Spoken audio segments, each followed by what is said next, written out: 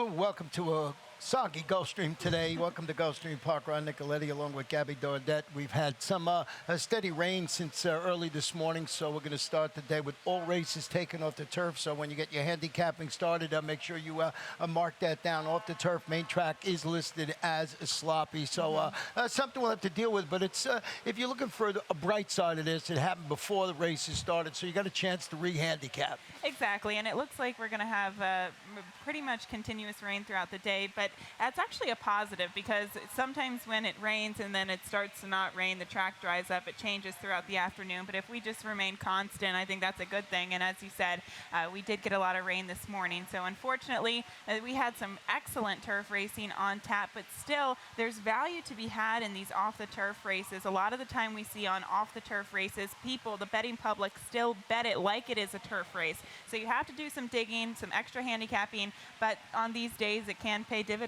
And let's go through the wagering menu, which is also exciting this afternoon. We're going to start it off as we do each and every day with our first of two pick fives. Oh, we got to beat the expert. I almost forgot. I got beat yesterday. That's why I was trying to forget it. Congratulations to Karen Angelos. She had 4 winners. I only had 3, so she got me by 1, and it's a lot of fun. And remember, every Friday we play this, and we rotate between myself, Gabby, and Keisha. So who's ever up that week, you try and beat him. You get one of those, possibly get one of those sharp polo shirts. Ron, you showed early speed and you faded there. Yeah. She just got you right at the wire. I think you had the first 3 winners on the card yesterday, and then you just kind of flattened out. I had a couple of seconds, but they don't count. They do not count. Congratulations to Karen, though. That's a very fun competition to take part in. You can understand why I tried and forget that, getting beat with 4 winners. You know what I mean? It's not really a good handicap. But now let's get to that wagering menu. As I mentioned a couple of moments ago, we start with we have 2 pick fives. The first one starts, of course, in race number 1, and Gabby will show you her ticket in just a couple of moments. And today, the Super High Five starts in race number 2. You need 7 runners or more in a race to have this rolling Super High Five, so it'll start in race 2 this afternoon. And there were a couple of scratches as the first race was originally carded for the turf will run on the main track. So as you said, race 2 does kick off the rolling Super High Five, but as we get to the next of our featured wagers, that is the Rainbow Six. It starts in race 6 on this 11 race program. Over $6,200 for that carryover. And the big news today, of course, we got a really nice carryover in the late pick 5 of over $40,000. And when we have a carryover like this, I'm guaranteeing, I don't care if it's raining, not raining, they will bet way over $150,000, if not more, into this. It's a great bet. It's only a 50-cent wager. Good takeout. So that's where we're on today. And Gabby will show you her ticket as we progress through this show. And as you mentioned, the first race was originally scheduled for 1 mile and 1/16 on the turf, taken off, going to be run at the same distance. And please note, when we go to 1 mile and a 16th on the main track, we use the first finish line. So that short run to the first turn, and when they come home, we actually have 2 finish lines here, and the first one is used for the mile and the 16th. So also factor that into your handicapping, and we're going to start it off with your first of 2 pick 5 tickets. As you said, it's key to be into contention at the quarter pole because it is a little bit of a shorter stretch run. But we'll get to that early pick 5 here, and trying to keep it on the cheaper side. Ron, I had kind of a tough time with this first race. I liked the 10. I do not think the 10 should be 2 to 5 right now. I thought that there were other horses who, from a pedigree perspective, could actually run well on the main track, just haven't done so yet. So going all, it's just a 6-horse field. And then going with 3 horses in race 2, the 1, 3, and 8, with the 2, 3. Keen off of the 11 in race 4. Todd Pletcher got really fortunate with some of these races coming off the turf onto the main track. He's got 2 really nice horses today. I think both of them you could potentially use as singles in the early pick 5 and the late pick 5. That comes up in race 4. And then capping it off with 3 horses in the final leg of the sequence. $54. And once again, the early pick 5 is a mandatory payout. Yeah, I don't know if he had an in with the weatherman today, but both those main track onlys, as you mentioned, figure very well in these races this afternoon. But let's start it here in race number 1. I went with the number 8 in here, and that's not Prada Price. This one is debuting locally after responding to a surface switch. Won a 1 mile maiden special weight race up at Parks. I thought it can handle the main track.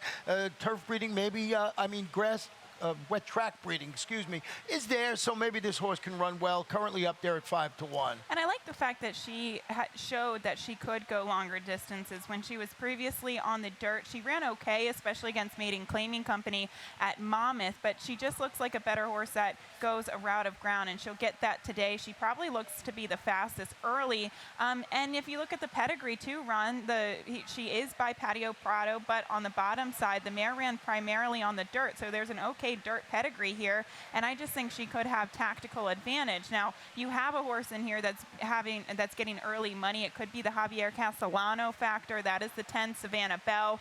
And again, this filly is probably bet off the fact that she's proven that she can go 2 turns on the main track. However, you look at the pedigree of this filly, on the bottom side, none of her siblings have one on an off track. So although she's proven herself on a fast main track, she's a bit of an unknown on this type of sloppy sealed surface. Yeah, and I can understand that. I think part of that is the Javier Castellano money in there. Now, the third horse I used in there was the 2 Altera, and this one who broke a maiden on a sealed sloppy track 2 starts back is going back to the main track this afternoon. Ran on the turf last time out. Really did not get on track. So my theory was here, seemed to like that off track. Maybe this one, it's got to prove it can handle a distance of ground on a sloppy track, but it's already won in the wet going, so I threw that one on the ticket. The only thing with that race, then you always have to like that a filly can close off the pace at Gulfstream Park West. It looks like she will be able to handle a distance of ground, but that was a slow race, Ron, and if she runs back to that race and say the 10 runs through the races or transitions her form where she's been running on a fast main track, she's going to have to really step it up in order to beat other foes like that. I use the 5 Florida Bay in here too, this 2-year-old filly. She's by Frisian Fire. We see them run a little bit better on the dirt, and on the bottom side you get Dynaformer. The mare was winless in 2 starts on the off track. She did seem like all turf, but she is related to a couple horses that did like an off track. And the reason I used the 11 on my ticket was Innocent tries the dirt after closing the break. It's maiden at first asking on the turf. I like horses that are, able to do that the first asking. So now, of course, it's sort of a guess if this horse can translate that to, winning on this sealed sloppy track this afternoon. So a wide open affair. I got the 10 on the bottom part of my ticket, but if you look at the board right now, 4-5, but so very early in the wagering. Absolutely. Race number 2 today, our first the stakes race of the afternoon. It's 6 furlongs, fillies 2-year-old. It is the $75,000. It's the house party, and we do have a scratch in here of the number 7 horse, and that is Touch of Quality. And looking at this field, I think a contentious matchup with several fillies in here. I believe we have a video spotlight replay on the number 3, Bodie's Dream, this 2-year-old filly by Bodie Meister for trainer Todd Pletcher. And she is the filly to beat. She's coming in off of a layoff since June. I believe Todd being quoted as saying they were trying to point to the Schuylerville during Saratoga. She came up with a little bit of an issue, so they gave her some time. It looks like she's been working well in the time being at Palm Beach Downs, and I really liked this race because once she was headed by Golden Mischief at the quarter pole, she was very game in kind of continuing that stride. She's been heavily bet in her first 2 starts. She, no doubt, is the horse to beat. Yeah, and I like the workout pattern at Palm Beach Downs, and that's one of the reasons I certainly thought she was the horse to beat. Nair had it on top of my ticket for all the reasons you mentioned. But you did go with the number 8 horse in here on top of your ticket. I did, and I like the fact that this filly has proven herself on an off track. She clearly just skipped over it on a sloppy sealed track. Now,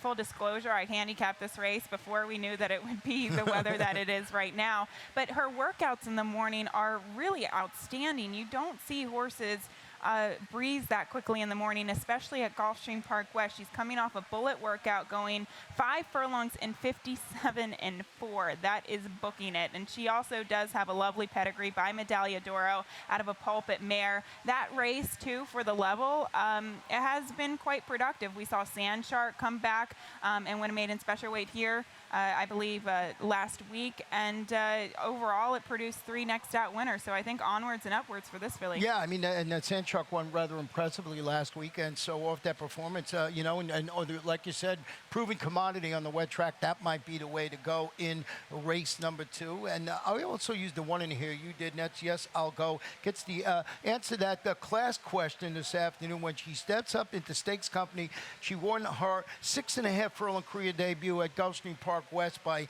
9 widening lengths. And remember talking to George Navarro after, and I said, boy, that was some performance. And they said, well, they were expecting it all along, that they really liked this horse. So with that said, you'll get that, that age-old question about, is this horse going to be able to handle a jump up after that monster maiden win? Exactly. She faced restricted Florida bred company in that maiden special weight event. I think she will have to step up, but one advantage is she draws the rail, and she rocketed out of the gate in debut. I mean, she broke, and everybody else was lengths behind her. So she's got her speed. She's got her early gate speed, too.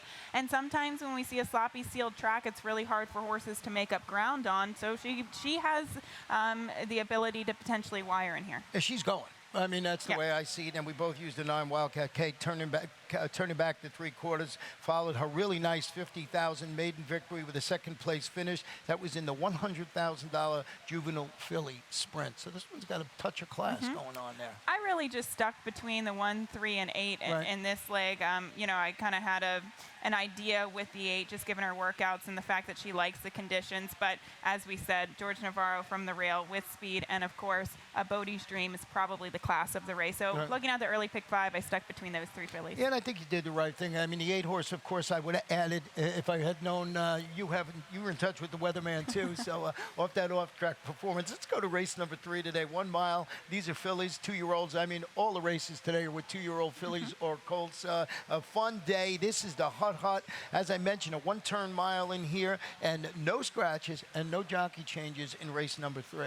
And you went to the 3 Lyrica in here for Antonio Sano. This horse does have a little bit of experience on and off track. Was a good second against Stakes Company here locally a few starts back. And she's as you mentioned, a stakes place daughter of Kent Theros, and that's the reason I went there. I really like the progeny of Kent Theros. This one stretching out to a mile, returned from that 3-month layoff to finish a workmanlike 6. That was in the $100,000 juvenile filly sprint. So you can key off that performance, go back and look at it. Antonio Sano, Edgar Zayas in the saddle, and of all the races before everything was taken off the turf, I thought this was the most wide open race on the card.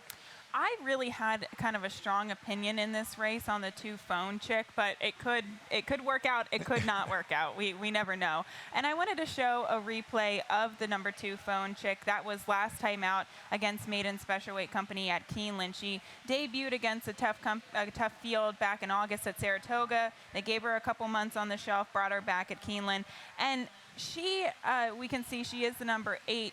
And coming out of the gate, she doesn't break well. She almost dwelts a little bit.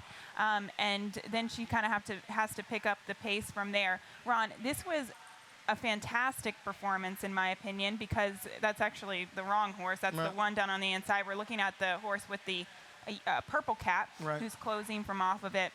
And she absolutely ran down the rest of the field. We're talking about a field of 12, including herself, a pace that held together relatively well, and she just absolutely ran them down, giving me the inclination that she can definitely handle more distance, and she's got a lot of talent. I mean, she was back 6-7 lengths at the start there, so that was an incredible performance with the number 2 Phone Chick in there. And that's a great video that you just showed. I really like that, because usually when you break like that and you get back almost like you said, it's hard to win that race, and she just kept coming and coming. So a good selection on your part. I went to the 1 in second. You had it in third. My cousin Martha. This is the only entrant in the field that can claim a previous victory at this distance. Stretches out, had some trouble at the start, got steadied, never really got on track when trying to turf in the last. Put a line through that. She's a proven commodity at a mile, and I just went off that. One of my favorite angles when someone's done something in the race that no one else has done, so I went with this horse on my ticket. And the one thing that I like to look at, I love to watch replays with 2-year-olds, because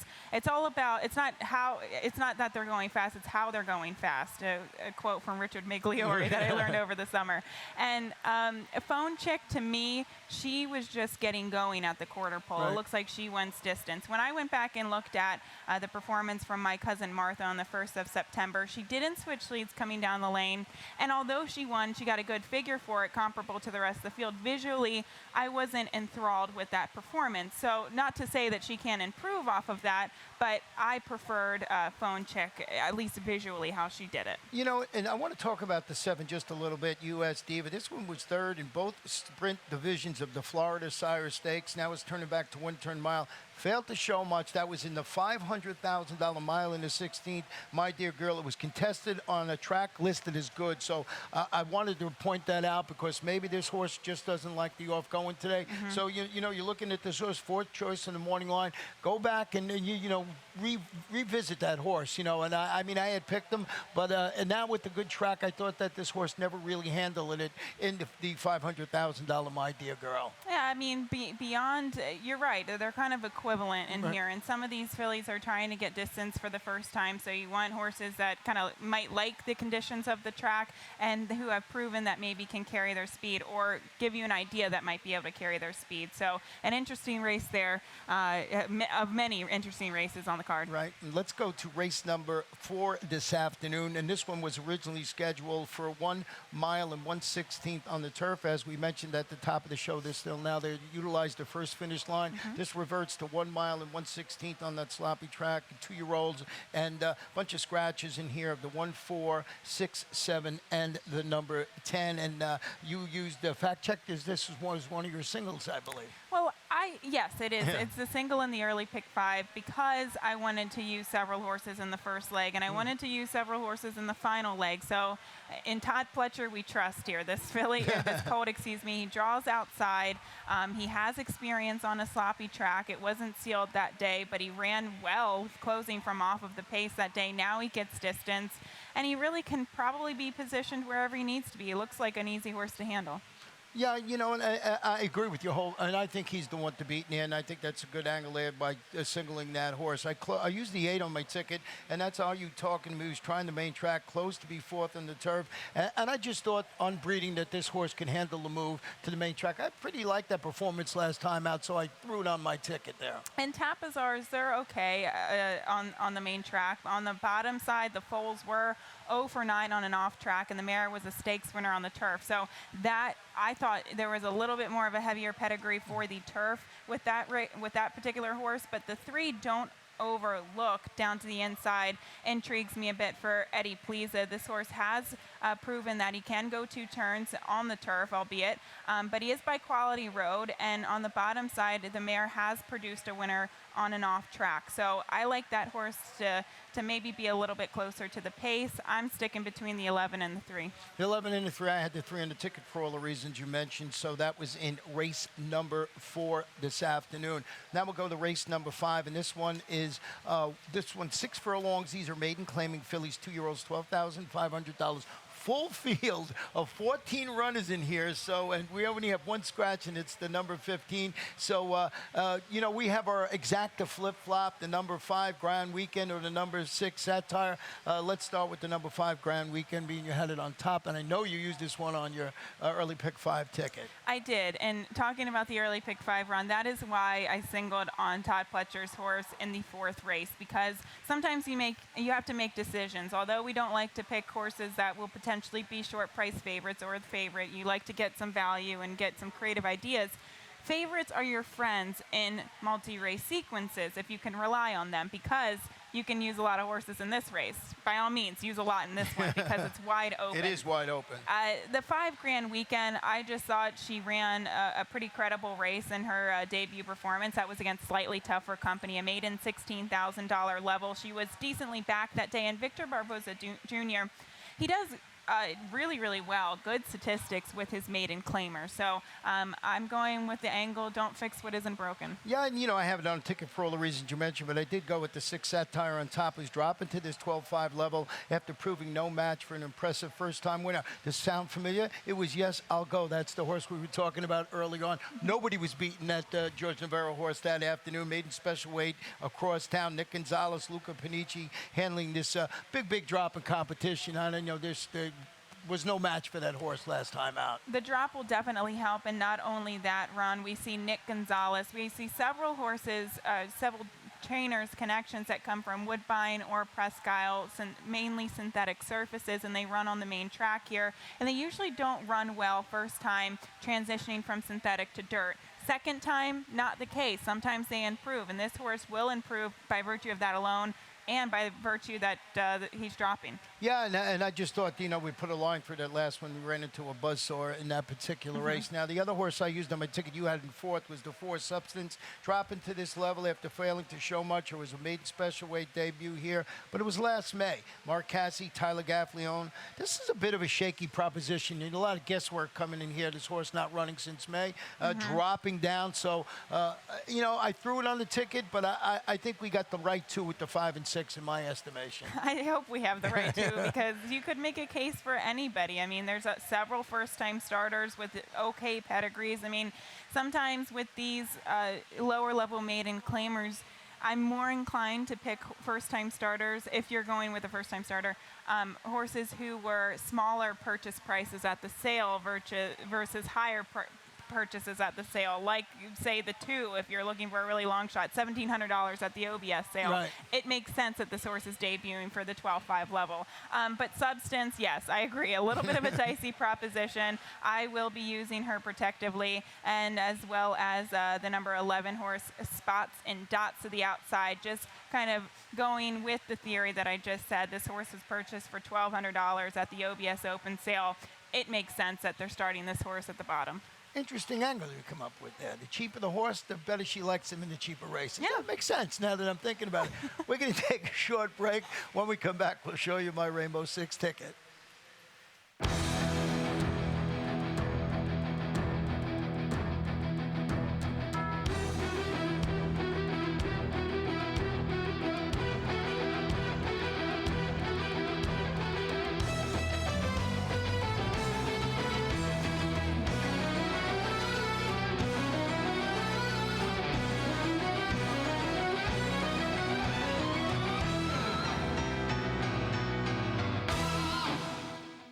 January 28th at Gulfstream Park, an icon takes flight. The world's richest thoroughbred horse race. 12 of the sport's finest horses. One race. $12 million on the line. Watch, wager, witness. Go to PegasusWorldCup.com for more. And welcome back to Gulfstream today. And Ron here, along with Gabby Gaudet. Let's take a quick look at my Rainbow Six ticket today. And it seems I'm stuck on $43.20. I thought I was going to nail it yesterday, and it didn't come to fruition. So 43, 3 deep, 2, 2, 3, 2, and 3. You'll see no single up there, and a lot of this a work in progress. But I sort of like the 5 and the 9 and 13 in here. So we'll see how this race plays out. I'm interested to see what horse you put on top. It's going to be a fun sequence today. The pick 6 and the pick 5 as well we'll get to in the next race. Here we start things off in a pretty wide open maiden special weight. This is for restricted Florida breds. I liked the 8. We are all over the map here, and no surprise. I liked the 8, Yes Darling, here from pedigree alone. And often, here's another angle with sale prices here. Yes by Jiminy, the sire is a $2,500 stud fee. This horse sold for $60,000. So I think that is encouraging that they paid so much for this horse. I like the pedigree on the bottom side too.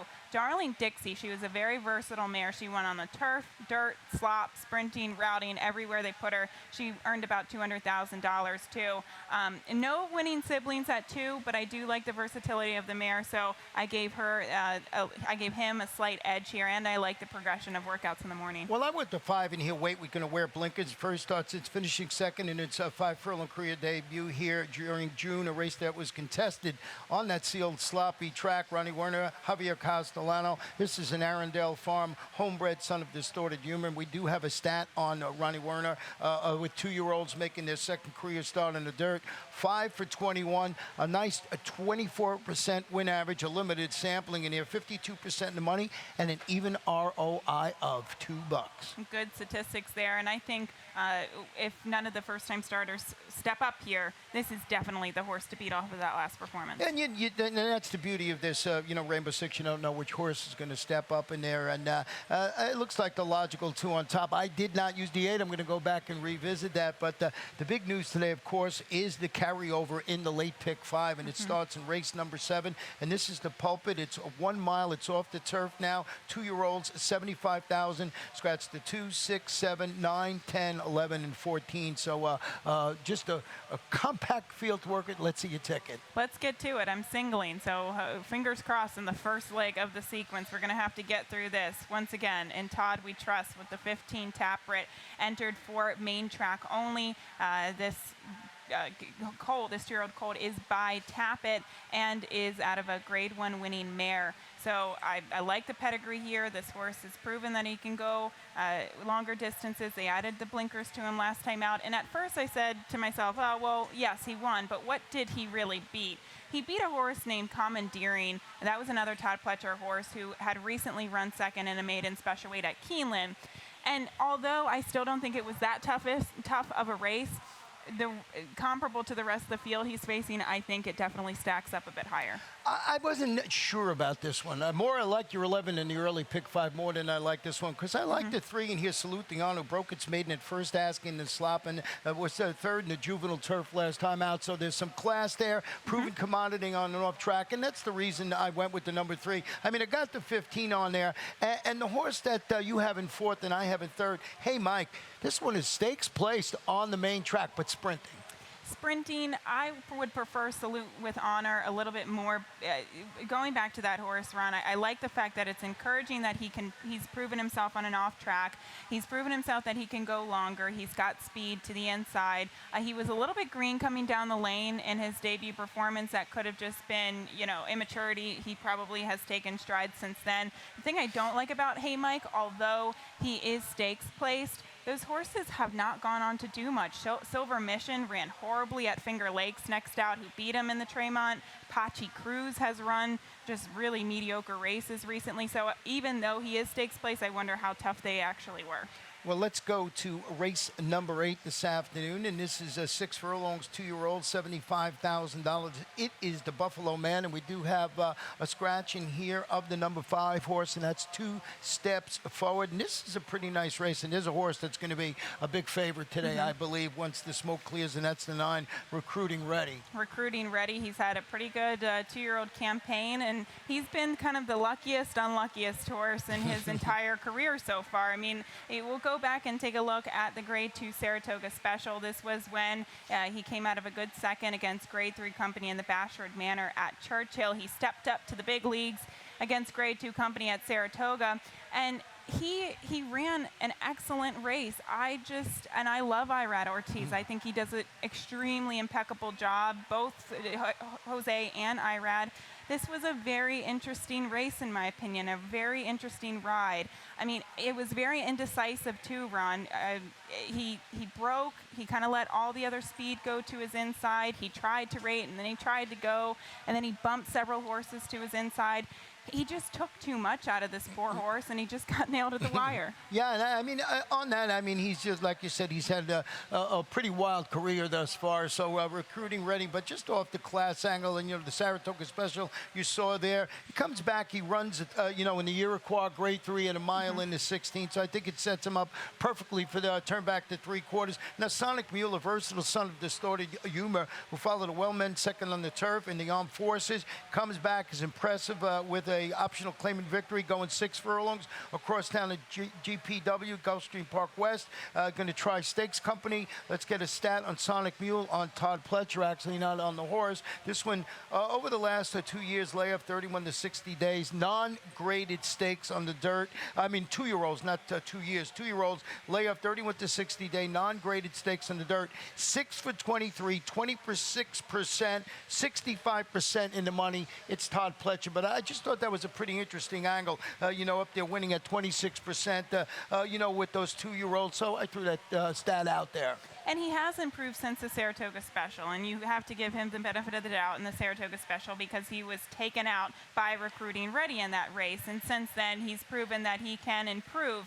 I still think it's Recruiting Ready's race to lose because I know one thing that they've always been interested in is getting this horse to settle and relax. They took the blinkers off of him, they tried to settle him, especially stretching out in the Iroquois, and I think the Iroquois will do that alone, just getting this horse to settle, cutting back to a sprint distance. I know the blinkers go back on today, but speaking to Horacio De Paz, it's just going to be shortcut blinkers. He said that Gary Stevens, after coming off in the Iroquois, saying that he needs a little bit of something to keep his focus. I wanted to single the 9 in there, Recruiting Ready, but I couldn't leave 2 Sonic Mule off my ticket, and that's why I went too deep in there. Race number 9 is the 1 mile, 2-year-old, $75,000. This is the smooth air, and we're going to scratch one horse in here, and that's the number 2, Sweet.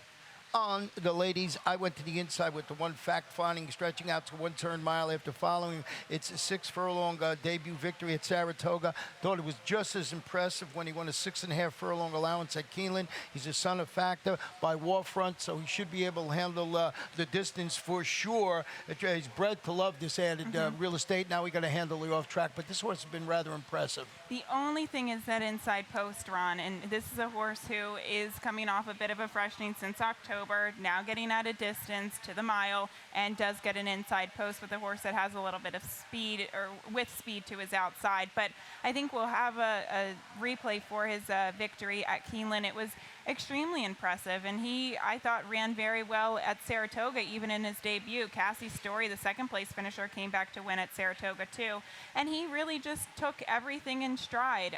You know, he broke from post 6. We can see him coming down the lane. He switched his leads, and he just kept on rolling, and it looks like he's got a kind of a sustaining run that should be able to handle at a distance. Yeah, and it just looks like he won it pretty nicely. It looked like he was almost in hand there. You know, the jock showed him the whip a couple of times. But the horse that you did put on top of your ticket, Basha, undefeated son of Uncle Mo, so you know he's going to love this off track. Yes, he'll like the off track, and he'll like a little bit more distance. And I love when a trainer gives a 2-year-old steady progression in distances. We'll see his victory last time out at 7 furlongs at Gulfstream Park West. They started this horse at 5.5 furlongs. That just shows his athleticism in order to beat the rest of the field by 7 lengths at a distance that he doesn't really prefer. Here, Ron, he looked like he was just getting going at the quarter pole. He definitely needs more distance, and he's kind of got that long, loping stride, kind of a grinding run down the stretch. I was extremely impressed with this performance, considering he made up so much ground on the main track at Gulfstream Park West with distance. I like him to potentially turn the tables because of that steady progression in distances that Gilberto Zerpa has given this colt. I mean, I really think you're going to see this horse in our stakes campaign once they turn 3-year-olds in a couple of weeks. Definitely a horse that you want to use on your ticket. Race number 10 this afternoon was originally scheduled for 1 mile on the turf. Will be run at the same distance on the main track. Fillies, 2-year-olds. It's the wait a while. Scratch the 1, 4, 5, 12, 14, and number 15.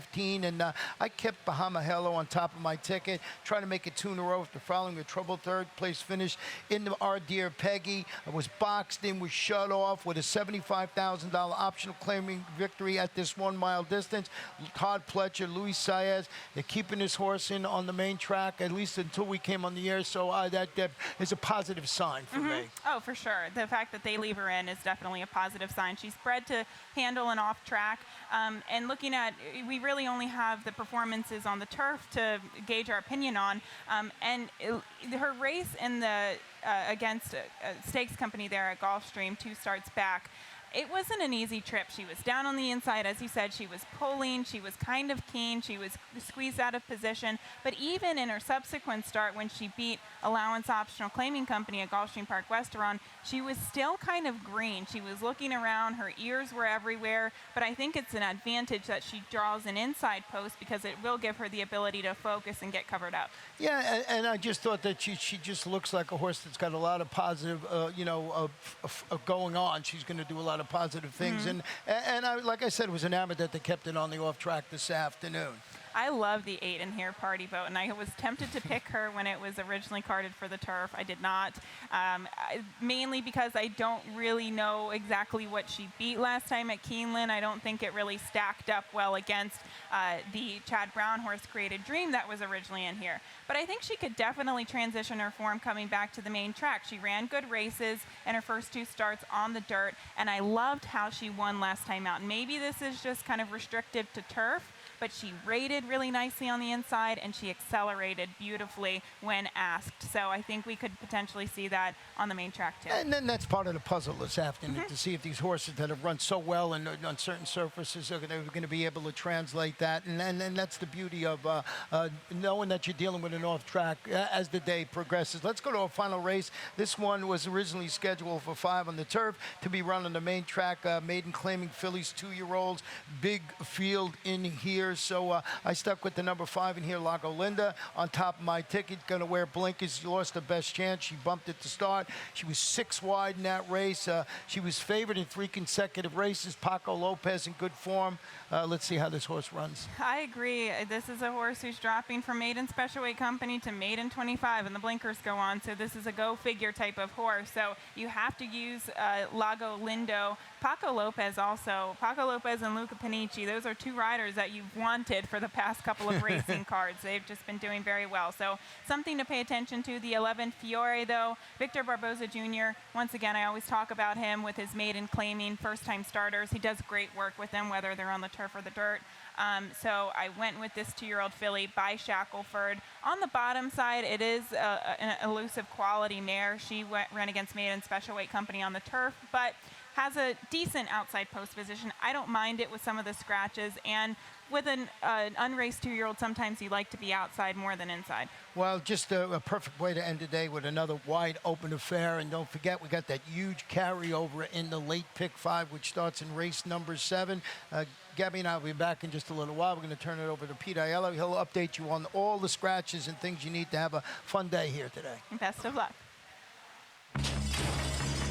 What do I love about horse racing? Everything.